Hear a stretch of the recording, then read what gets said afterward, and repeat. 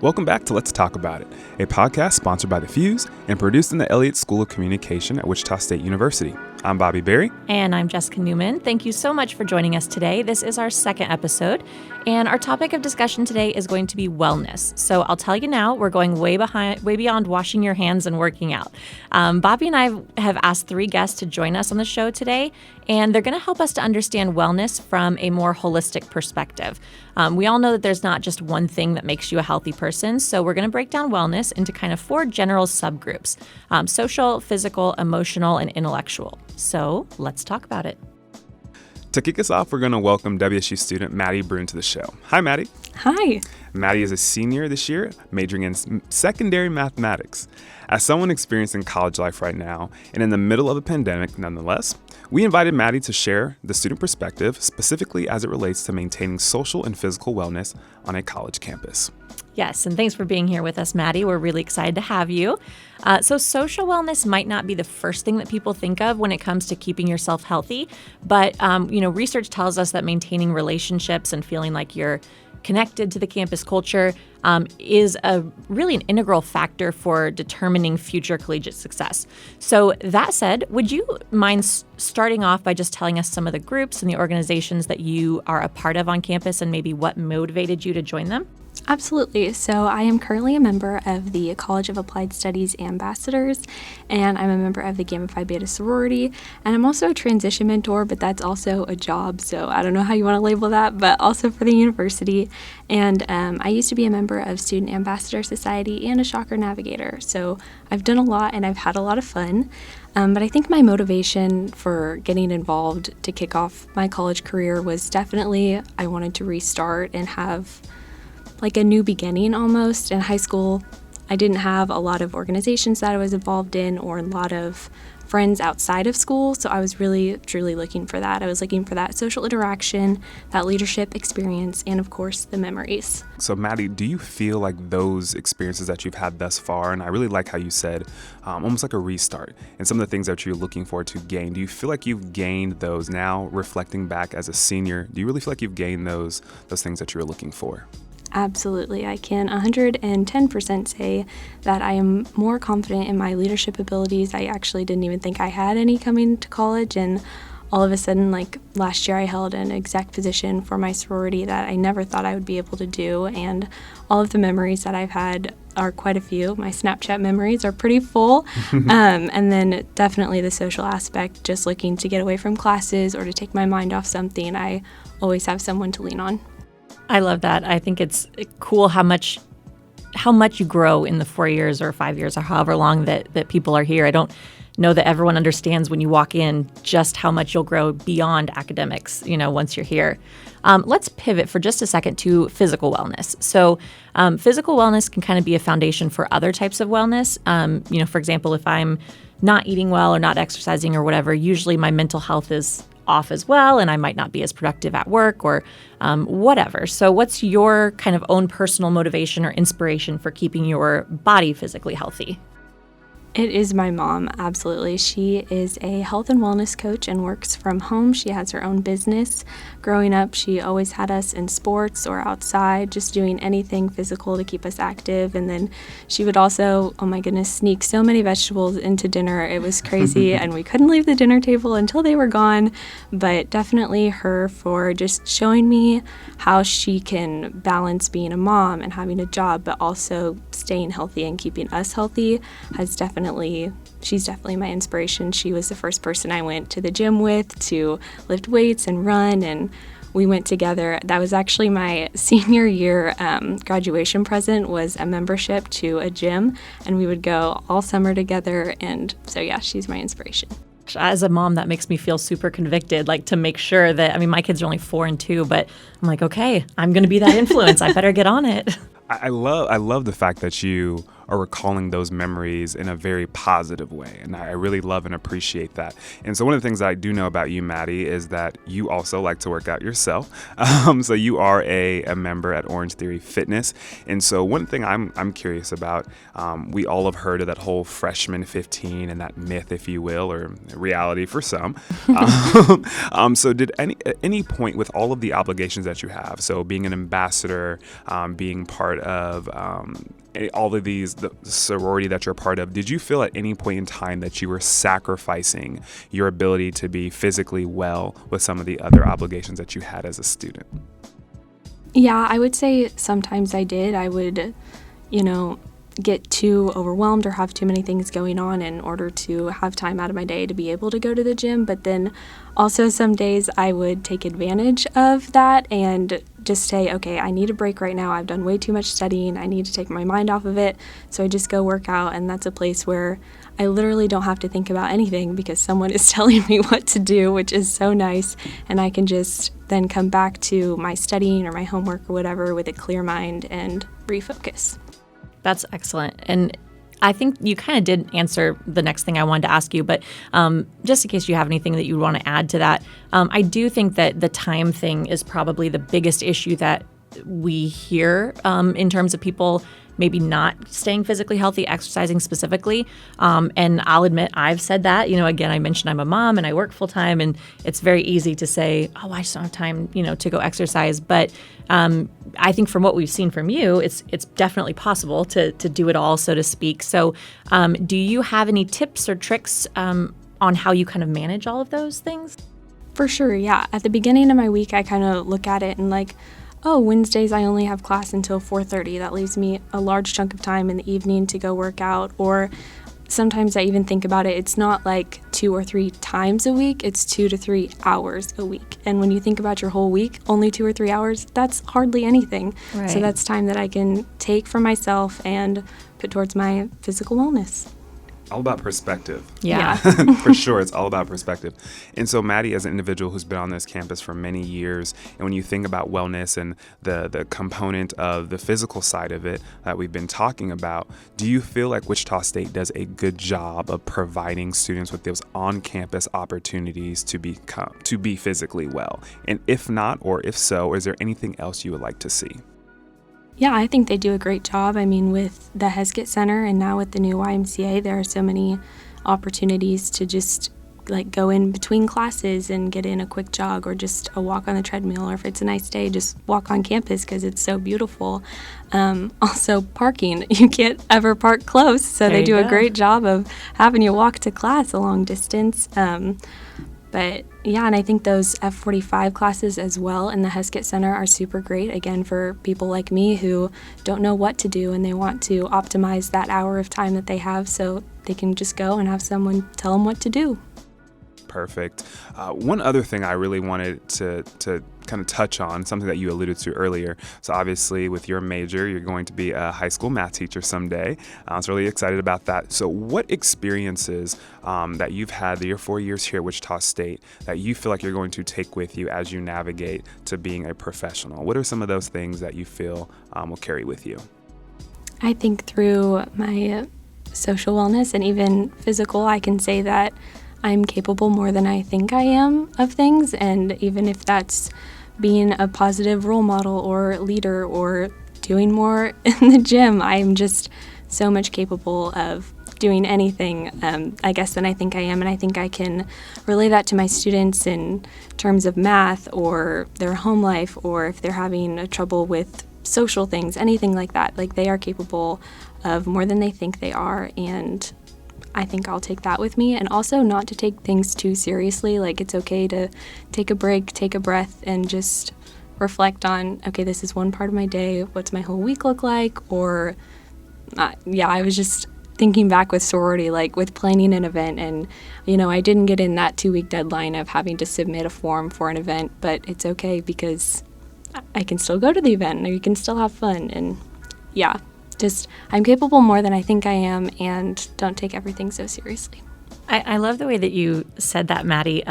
You are going into a service type of a role where you're going to be pouring into young people, and I think it's important that you started by saying you are capable of more than you think you are, and that you are kind of putting yourself first in terms of wellness and recognizing that you can't pour into others unless you yourself are filled up.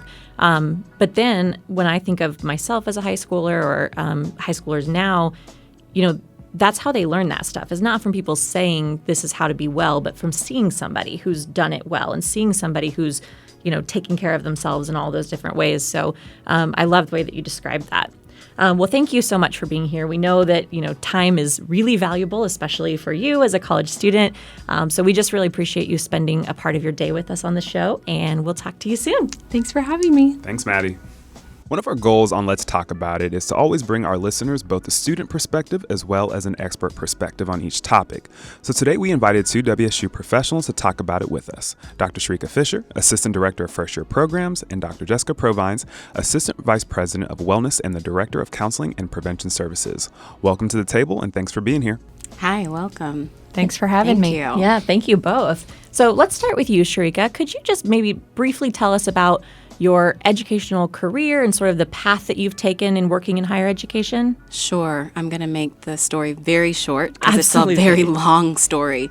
But back in undergrad, I was very involved.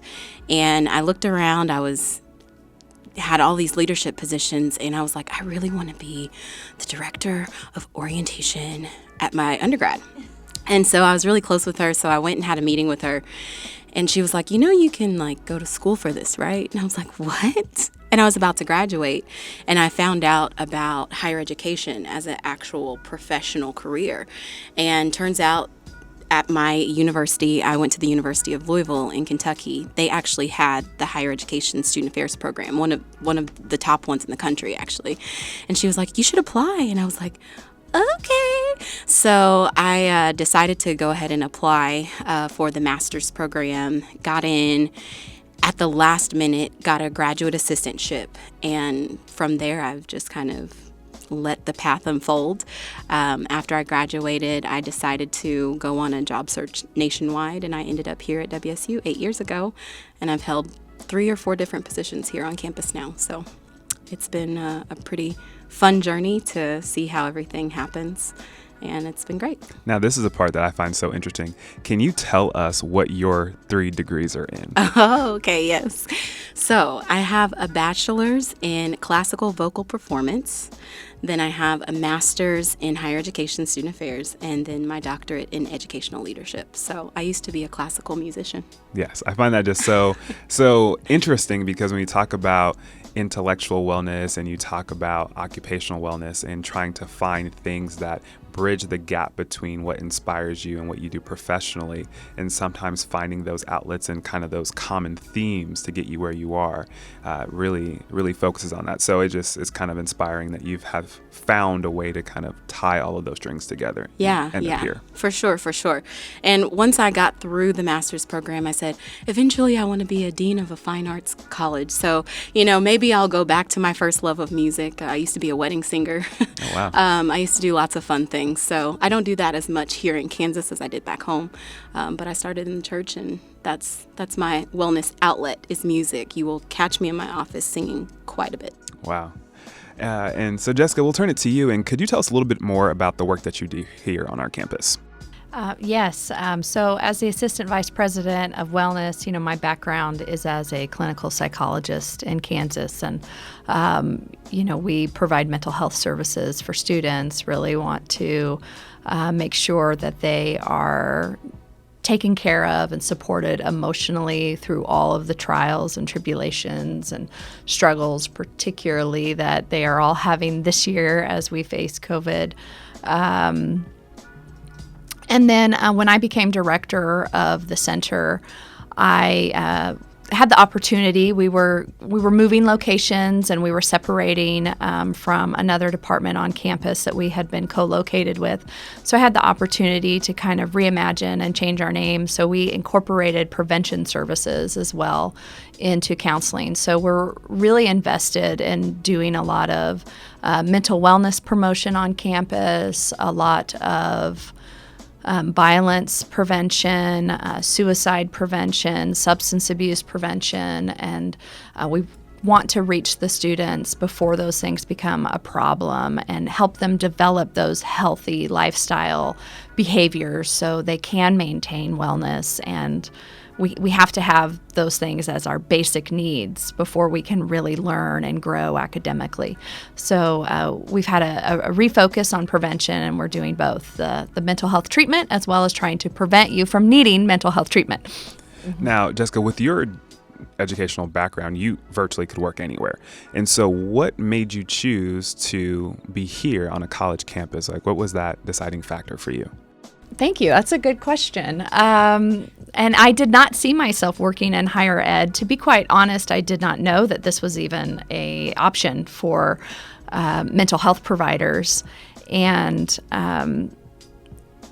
I transferred. I'm from Wichita, and so I transferred back to home to be closer to home and try and save money like a lot of students do. I thought I'd spend 1 year at Wichita State, and then I got really involved, and I found that, I loved Wichita State, and I graduated here with my undergraduate in psychology, and had professors that I volunteered in their research lab, and they helped provide letters of reference for me to get into the doctorate program here at Wichita State, which has a emphasis in community and clinical psychology. And in fact, my first job at the counseling center was as an unpaid graduate student. And so I have worn every single hat from an unpaid graduate student to an intern to a staff psychologist, our coordinator of alcohol programming on campus, training.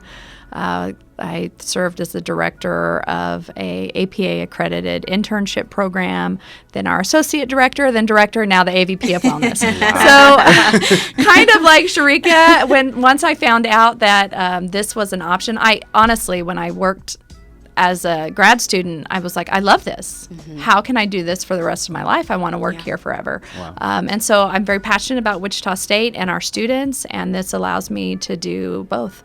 Nice. Yeah. It's really interesting to me that both of you didn't necessarily know that the job that you have now was a possibility for you until, somebody told you, wait, I can do this for the rest of my life? Yeah. And our campus has a way of hooking people and just keeping people here. So I love that. Yeah, it does. That's part of that connection in that community. Once you're here, you get established and you get involved. And people on campuses tend to have the jobs that they really want to help others. And so, it's not like we're doing this to get rich one day. We're doing this because we want to help the students. And so when you find people on campus that are willing to help and invest in you, then you want to give back and reach back. And I think that's why you find such similarities in stories of, I didn't even know this existed, but then you find out once you're here. Yeah, absolutely. Yeah. It's interesting you say that, because that kind of actually brings me to the next question. I was thinking about, we talked about your diverse career, and you and I started together 8 years ago in admissions. So I've gotten to see, a good portion of your career, not all of it. And then now 4 years ago, I worked with Jessica on my graduate project in counseling and prevention services. And so, we kind of all have, we're all connected in some ways. So from watching you in your career, I know there are a lot of soft skills and things that you have learned and that you use in your everyday life that have helped you. Yeah. What types of skills do you think have been most helpful to get you where you are and for your current success? Yeah. I would have to say building connection and building community. A lot of people really don't like the word networking. Yeah. But that's something that you have to do in order to be really good at any job, really. You have to understand what other people do that can help you along the way and utilize those people as resources. For me, as an extroverted person, it's a lot easier to go out and say, I'm going to go to a networking mingle tonight or whatever, than other people. But at the basis of it, it's just building a connection with someone, building a relationship with someone, and knowing more about what it is that they do. It's hard for me to explain everything that I do in my role, even to my family. Sometimes they're still like, yeah, she teaches at the university, which some semesters is true. Some semesters I am an adjunct faculty member, but that's not my primary role. And I think when people don't understand what you do, they don't know how to utilize your skills. And so if we don't know what other people are doing, we don't know how to utilize their skills. And so I think that really it comes down to building a connection, really making relationships to understand what other people do to help you in the future. That's a great point. And, I think you're right about that word networking, that it's just come to have almost kind of a cold connotation. Yes. But I love that you also use the word connection and relationships. I think that's all we're talking. I mean, it's semantics, at the end of the day. That's what we're talking about. It doesn't have to be cold. It doesn't have to be, what can I get from you? It's just building that web of connections among people. Now, a lot of those kind of things that you mentioned are really things that your office helps our students with now. You guys do everything from money management to student success, tutoring, et cetera, et cetera.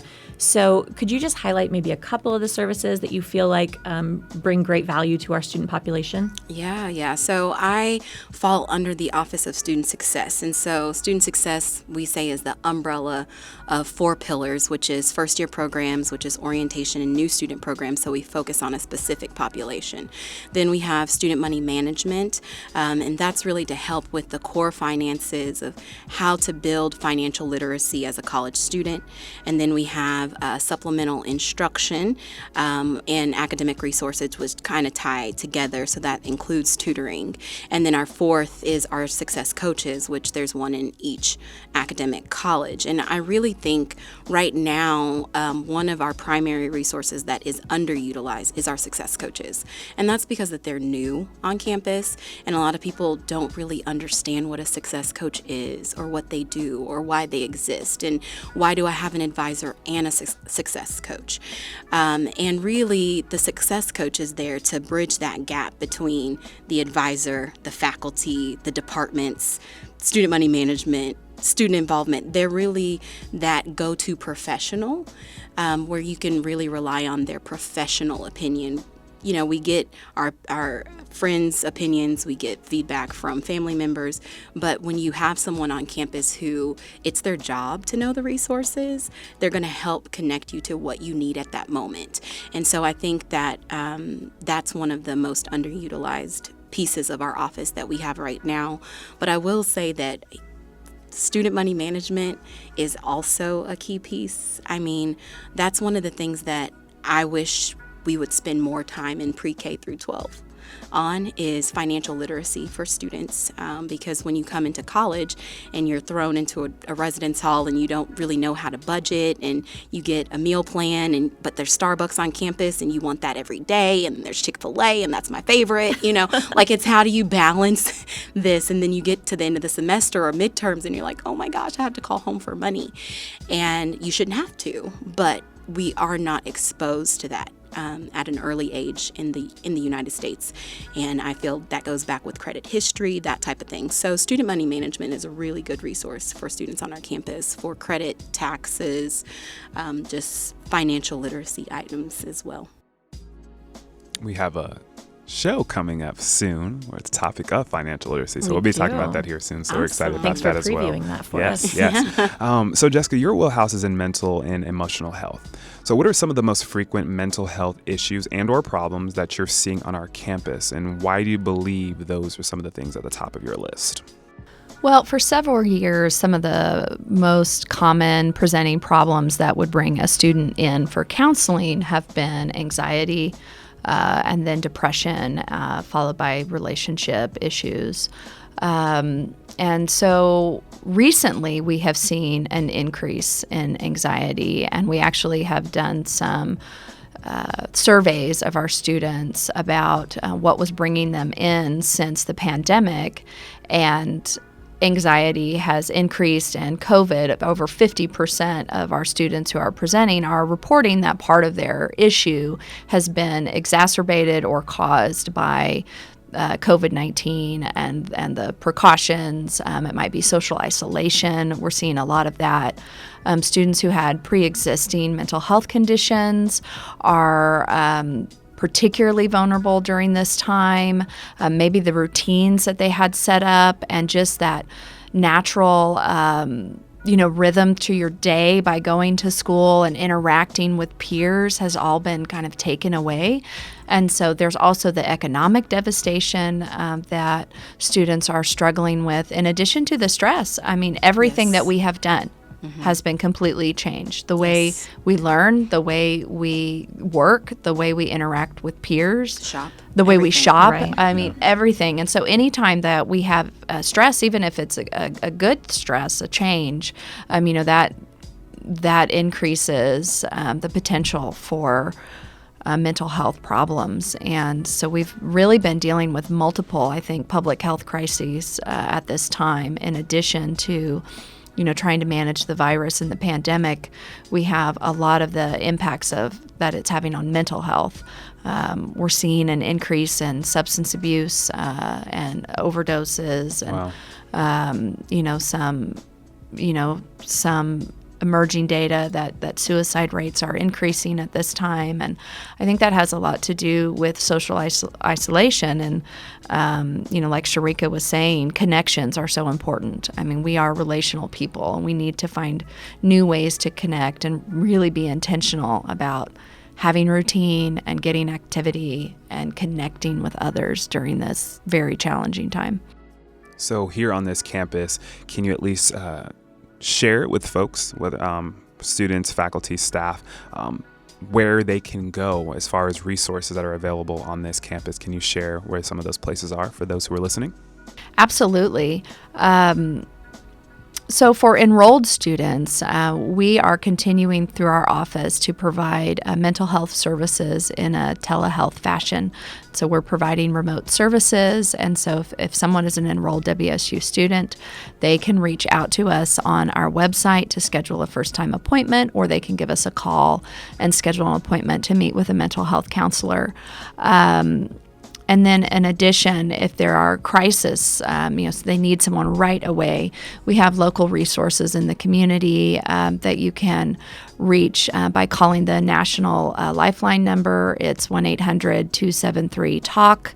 That number will get you connected to a local crisis counselor at ComCare Crisis Services, which is located just a few miles from campus and has 24-hour crisis services available from someone who's experiencing a crisis. And then for faculty and staff, there's an employee assistance plan, which is really great. You can go to the Human Resources website and look at your benefits. Faculty and staff are eligible for 8 free therapy sessions per issue per family member in the household a year. And so our counselors as well at CAPS, take advantage of those mental health services that are available to faculty and staff. Thank you for that. Yeah, and we'll put the links that you mentioned to the resources, we'll put those in the show notes page so that people can access that there as well if they need it. Thinking about what you guys have said and also what Maddie said earlier, it's really interesting that at first glance it would appear that you two have very different jobs, but in reality they really are all working together. And so I want to talk, Shareika, to you about something that you helped pioneer on our campus that I think just speaks directly to connection and relationships and preventing the need for some of these, larger scale types of services, which is Clash of the Colleges, which seems like this kind of fun, lighthearted thing, but it's really doing something huge for connection and relationships. Could you tell us, what that is and why you felt so inspired to bring it here? Yeah.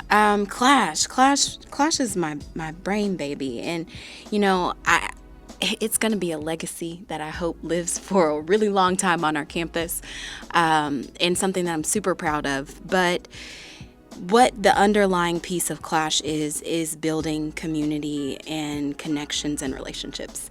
And you will find it over and over and over, even this year in COVID. we have been able to figure out ways to build connections and communities within the academic colleges. So it's six. We have 7 colleges, but the Honors College usually partners up with another college. So the 6 academic colleges compete against each other, and so it really brings out the camaraderie among peers for the new students, right? So you have all of the fine arts students versus the business students versus the engineering students. And it's a way that they can come out in a field day experience and build connection instantly, because I now have a common enemy, which is everybody that's not in my college color. And then we have to work as a team to basically, defeat these games and become victorious. And so it's something that happens the first week of classes. It's very intentional that it's that first week of classes as well. But it goes back to building those connections, building that community, building relationships, right? We have the deans out there, we have their advisors out there, we have faculty out there, we have everybody. I mean, from the president down. The president and his wife came to what we hosted in person, which was a very small scale in comparison to what we normally have this year due to COVID. But everyone's out there and everyone's there to cheer, and we have something to be celebratory about. It's the end of the first week of classes and we all made it. That's a really big deal. And so that's really what the goal of the event is. While students think, okay, I want my college to win, they have to do it together, which means that they have to build community. They have to build connections in order to do it together. It's not just one person in your college. So it's really fun to see them get out there, meet new people, and see their transition mentors that they have either worked with over the summer or built relationships with via social media and things like that. And so Clashes is one in its own category, really, and something that was unique to our university that now other universities are starting to snatch away and try to copycat other places. So it's incredible. It's a real honor to have such an impactful program. Yeah. So I have to ask, were you inspired at all by Harry Potter? You know what, actually, oh my gosh. Okay, so please don't be upset with me. I've actually only ever seen 10 minutes of any Harry Potter movie. I've never read any of the books. I thought you were a millennial. I know, right? Oh my gosh. I just never got into the Harry Potter phase. Me either, don't worry. Okay, so no judgment. But no, I wasn't, What I really truly was inspired by was the charge that was given to me, which was we want to have a common experience for new students on our campus. That's what I was told to do. And it could have looked like anything. That's great. And, after getting some feedback from students and kind of sitting in my lair, as I used to call it, I used to be in the basement of Hubbard Hall. And I would, double toil and trouble everything that I wanted to conjure up for Wichita State. And we had the college colors already embedded in our orientation programs. And we started to kind of do this competition by college, with riff-off and stuff during orientation. And I thought, well, let's just keep it going. They already are really excited, when we teach them their chants and their cheers. So let's take it on a larger scale and see what happens, And the reason why I ask is because there's a lot of research that, creating these like houses within academic institutions and colors and cheers and, an identity is helpful at creating these connections. We're seeing at high schools, like, the high school I went to has house this and house that, and you're assigned to it and you stay with it all 4 years. So.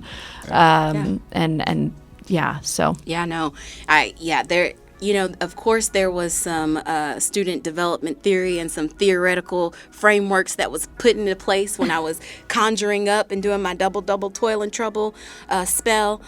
When I was thinking about Clash and what I wanted it to achieve, I had the learning outcomes, but I wanted to do it in a really fun way. And thankfully, 6 years running, we're doing really well, and we're going to announce a winner next week. Dun, dun, dun, dun. So plug on that. So everyone stay tuned. It's going to be a live announcement via Twitter. And so we'll release more about that. But yeah, we're really excited. That's great. And that makes me, I would love to know more. You touched on this a tiny bit earlier about how you've adjusted this completely social, in-person, not distanced event to a COVID, mentality. And y'all can't see this, but she is shaking her head and rolling her eyes. I would have loved to have been a fly on the wall, honestly, as you're trying to figure this out. What did you do? Oh my goodness. So thankfully, this is a collaborative event between Office of First Year Programs and Campus Recreation. And so, when the idea for Clash came about, I said, I have an idea, I have a vision, but I know that this isn't something I can do alone. One, I didn't understand games and points and brackets and things like that. So I needed the experts, right? So I called on my friends in Campus Rec, and it's been a great partnership for the both of us. Really fun event to collaborate on each year. But this year, shout out to Beth Albers and my program coordinator, Tarima Musa, because I was completely invested in orientation and changing all of that over the summer to virtual and online modules, that I told them we had to have 3 plans. 1, if the pandemic went away by August, we could have everything in person and have our 1,300 people out on the field. 2, a hybrid model where we could have a smaller scale in-person activity, but then some virtual activities and games to kind of supplement our Clash of the Colleges experience this year. And then 3, if everything just totally melts down and nothing else goes right for the remainder of the year, we have to have virtual games. So we went with Model 2. We did hybrid. So we did have about under 150 participants that day come out and play in the 5 different games that we had. Everything had to be socially distanced. We had hand washing stations. Each person washed their hands about 4 times. Maddie was there. She's one of my transition mentors. And I'm telling you, the students would be like, do we have to wash our hands again? And I'm like on the microphone, yes, you do. And masks were worn. And again, all the games were social distance. They were under 10 minutes because we know that with COVID, it's 10 minutes more of contact, no mask. That is the highest risk level. So we had to go with the lowest risk level possible, which was full masks on, 6 feet apart, 10 minutes or less games, right? So it was a little insane coming up with the plan for it all, but we had it. It happened. Virtual games extended for 2.5 more weeks, which put a lot of work on us on the back end, but it's done, and we're really excited with what we were able to do this year for it. So it's great. Congratulations. Yeah, thank you. That's awesome. Thank you. All right, so speaking of COVID, Jessica, you had alluded earlier that you're seeing, some of the things kind of elevate a little bit based off of this pandemic. And so my question to you are, what are some of those issues? Can you further elaborate on some of those things that you're seeing? I know you talked about anxiety being one of them. So is there anything else that you're seeing elevated due to the pandemic? Yeah, social isolation is a big one, just loneliness, which is why I hope many of our students, if they weren't able to participate in the Clash and the games themselves, to be one of those 150 students, that they were, cheering and getting involved in a virtual way. So social isolation is a big one. We really need to be reaching out, intentionally calling friends, and things like that. Another thing that is increasing, we've seen that liquor stores are doing just fine during this pandemic. And there, I think, is maybe, when you're dealing with intense emotions, a tendency to want to avoid those or numb those, but it really doesn't work out in the long run. It just ends up making them worse and exacerbating them. And so it's really important for all of us to understand that we are strong and we can deal with painful emotions without substances, and not to be relying on that as something to help get you through the pandemic. Find a healthy outlet, start walking more. I've really been encouraging folks to schedule as many of their meetings as they can that would be appropriate as walking phone meetings. We don't always have to sit in front of our computer screen on Zoom. We could have a phone call and we could walk our neighborhoods and do that together for meetings. So I'm trying to do that with my administrative meetings as much as I can. So we've seen an increase in that, an increase in anxiety. People are unsure about what the future is.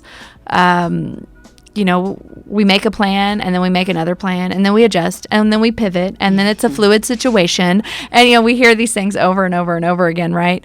And so it's very difficult to plan. And when the fear of the unknown increases our anxiety. There are some students that are on all ends of the spectrum and the continuum in regards to, the precautions and how we as a society are managing the pandemic. Some who feel that we should be back to more in person, and then others who don't think that we should be doing any in-person events. And so that causes a lot of anxiety and frustration that people are dealing with. I'm encouraging people to try and extend grace to others, to accept that everyone is doing the best they can in a very difficult situation, and just to try and radically accept that this is our reality and it will be the reality that we're dealing with for several months. And I think if you can accept that first, then you can kind of figure out your plan and how you're going to manage it.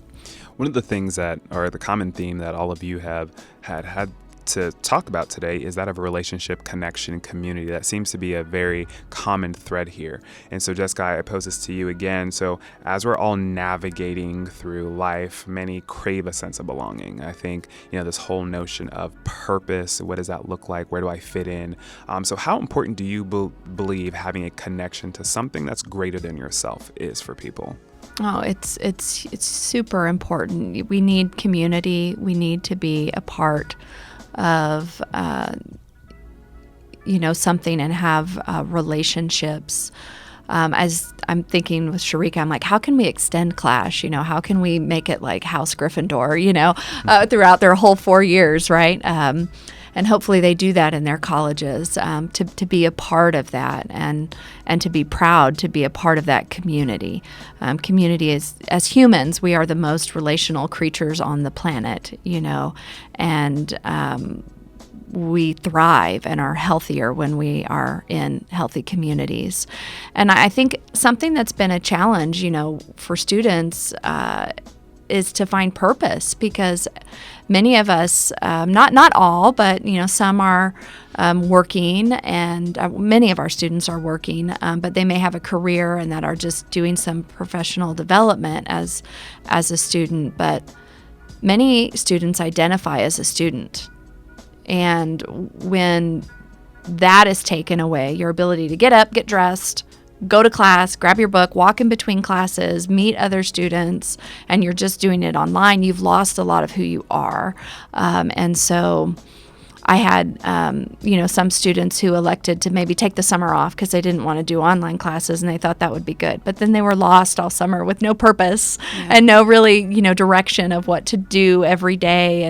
And so we spent a lot of time in the summer just trying to help them figure out what could be their purpose and what are they going to be contributing that day. So contributing, community, purpose, very, very important to overall well-being and maintaining our mental health. Yes. Absolutely. And I think that's a journey that I think all of us individually are experiencing in some shape, way, or form. And I think that's one thing that connects everyone, no matter where you're from, is that we're all on this journey trying to figure it out, sometimes day to day, sometimes month by month. So I really appreciate that perspective from you. Yeah, it's a really good point. It's funny. I was just talking to a friend of mine the other day, and she was telling me how she recently decided to get lash extensions. This connects, I swear. And she was like, I feel like since quarantine, I've been thinking about myself, like doing stuff for myself, like just making sure that I'm, taking care of myself and happy and healthy, whatever. And she was trying to kind of put into words like why we're feeling that need to sort of almost reinvent in a way. And I said, I think it's because everything that we knew of ourselves has been stripped away. And so we're looking for something, to control it. She was like, that's it. And then just a couple days ago, I had a student tell me that, they said, I don't feel like I'm the same person that I was before quarantine. And so I think what you said put so much of my conversations I've had with people into context of like, that's what they meant by that. Like, that's how it all comes together. There's been a lot of ambiguous loss throughout this, just our identities and who we are. And we don't even really realize that we've lost that. I mean, as a therapist, one of the things that I love is sitting in a room and connecting with someone face to face and talking to them. And I don't get to do that anymore. We can. I do feel like Zoom and telehealth therapy sessions are helpful, and there's a lot of research behind them, and students should still reach out. And you miss something when you don't have that eye contact. I mean, we know that research shows us that with eye contact, we have higher levels of oxytocin, which is that feel-good hormone. And I'm missing that as a therapist. That's a loss that I've had, and we all have had so many losses. So many losses this year. Well, now it sounds like we're leaving on a sad note there, but no, we've been all across the board on this conversation, and I love that, and I think it goes to show just how multifaceted wellness is, especially in today's world. So, as kind of just a closer question, I'd love to ask both of you, from your specific vantage point in your specific area of expertise, do you have anything beyond maybe what you've shared already of any guidance or advice or tips that you would offer students to help cope and help get through this particularly interesting kind of collegiate career for them? Well, sure. I've been, really preaching a lot recently about moving. People just need to move. Get up and move every couple of hours. Stand up and move. Get out of your house. Get sunshine. We know that physical activity is nature's Prozac. It increases serotonin and all those wonderful neurotransmitters that help you regulate mood. So we have all been stuck in our homes, and we might be very sedentary, and that is probably one of the worst things you can do. So get up, move, and try and do it every couple of hours. I myself have gotten a smartwatch, and I've set a step goal, and it reminds me every couple of hours to move. And so that would be move. Yeah, when I've been working from home, my step count is like 7 by the end. I'm like, I know. Maybe I should fix that. It's really bad for our health. Yeah, you have to make sure you're being aware of that. So that's a really good point.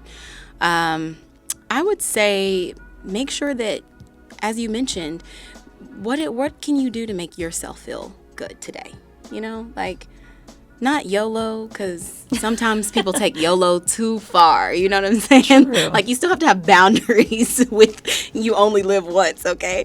And so that can be borderline. But, if it's lash extensions for your friend, okay, that makes her feel great. That's something she's never done before.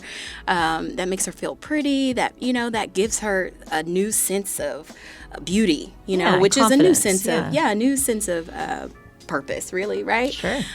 So for me, I've definitely been getting up and moving. I've been trying to run about four times a week, trying to get back to my physical health, and making sure that I really am feeling what I feel. And it's okay if you have not the best day. Right? Yeah. It's okay if, you're like, oh, I really don't feel like working out. Like, that was me this morning. I walked into the gym. They were like, hey, Shareika, how you doing today? I was like, tired. Don't talk to me. But I'll feel good when I'm done with this, And so if that's cooking a healthy meal, via Zoom with some friends or on FaceTime, I've done that as well because I just love to cook. That's one of my favorite pastimes. As I mentioned earlier, music really helps me. It's very therapeutic for me. So find what you love, find things that you really enjoy, and kind of indulge yourself a little bit on just yourself. Absolutely. I think self-care, and that looks different for everybody once again, but that's very crucial, very important, especially in today's time. What I want to do is say thank you. Thank you to Maddie for sharing her perspective from a student perspective, and then also thank you to Dr. Fisher and Dr. Provines for providing their perspective on not only how they've navigated, but also their experiences here with our students on our campus. So once again, we said thank you guys for being a part of today's topic, and we truly appreciate you guys for taking time out of your busy schedules. Yeah, thanks for having me. Yeah, I really appreciate the opportunity to talk about this important topic. Yeah, and it was good to see people in person in the Right? studio. Oh my goodness. 6 feet We are apart. 6 feet away. I couldn't agree more. But it's nice. Well, I'll reiterate that thanks for sure to all three of you. And also just a thank you to everyone who's listening. I'll speak on behalf of Bobby and I both that, just a couple weeks ago, we finished recording our first episode. And once it was edited and distributed, there was this kind of just overwhelming feeling of like, oh, we did this, like our passion, our ideas like came to life. And so we've just really been enjoying ourselves, and we appreciate all of the listeners' support. And so we do hope that you guys keep coming back. We've had the opportunity to talk to some really amazing individuals so far this season, and there's a lot more to come. So finally, we'd love to hear from you if you are listening, whether you're keeping up with us on Spotify or Anchor, Facebook, YouTube, Twitter, what have you. We'd love to hear your feedback on the show. If there are maybe topics you think we should cover or people that you would like us to invite on the show, just let us know what's on your mind, and then join us next time on Let's Talk About It. All right. Bye.